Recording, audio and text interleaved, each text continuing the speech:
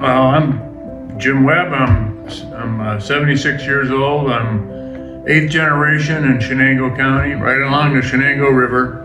My ancestors came here around 1800, and we've been active ever since, doing farming and sawmilling and lumbering. And when 9/11 happened, I was infuriated, just like every other patriotic American. Everybody with a heart was infuriated, sad, mad, everything about it. Anyway, I always wanted to do something significant about 9/11, and I had this idea of building a replica of the Twin Towers right after it happened. And I just kind of sat on that idea, and then as the 20-year anniversary kept creeping along, and my anniversaries kept creeping along, I said, I better do it this year. Since I'm semi-retired, I'm the only one that has free time. Everybody else is busy. So I took the lead, and I got the plans right off the internet as to how they sat, and we decided to build them a 1/100th of the scale. I'm the only guy that has a lot of free time. So I did all that. I did a lot of that stuff myself, and I had a great amount of fun doing it. I know how to run the track hoe. I dug the dirt in, laid the thing out, and we used material that we had. I had the granite. I had to buy the aluminum frame, but we had the steel, and we started right away. Guy loaned me one of his man lifts, didn't charge me. The guy that built the cap for the towers, a good friend, wouldn't charge me for it, Take what you need, I just contracted our local sign gal down here in Norwich to make the signs for me, the letters. I had plenty of help. It's fun in a small town to have that kind of relationships. I've got a lot of them like that.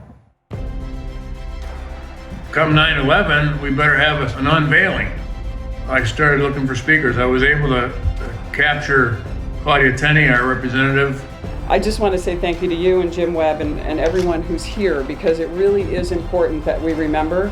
And I had some local politicians, our mayor, the mayor of the next town over is a retired 2-star general, Peter Lennon, and the day of the unveiling was September 11th, of course. You see, what those terrorists couldn't bring down was the soul of America. We had 300 people show up. We had 132 cars that we had to stow out here on our grass. And by the way, for the last 20 years, that department has had a celebration every 9/11.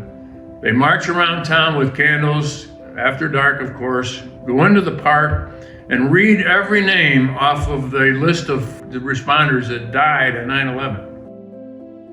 Then we had our Legion came, and they came with like 20 strong, and then did honor guard with a 21-gun salute.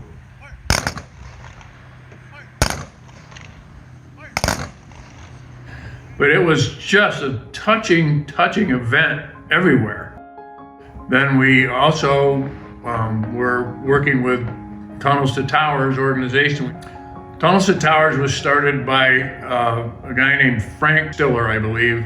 His brother was a fireman who had to run through one of the tunnels with his gear to get to. Then he went up in the tower, and the tower collapsed, and he died. Frank started Tunnels to Towers charity afterwards to take care of the widows and orphans of lost first responders and lost soldiers. What they do is pay off their mortgages or put them in a new house. And they are now a nationally recognized charity. I don't think I told you, we collected $4,500 that day from the people, and we got a match. We're matching the $4,500. People who go through those things, know what it's all about. And I've kind of made it a part of my life to help others. Go talk to somebody that's lost a child, and that's how I've been able to use my grief to help others and help me too.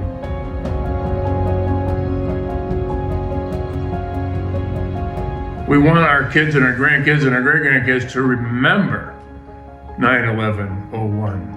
Do not forget. If you forget our past, you don't deserve a future.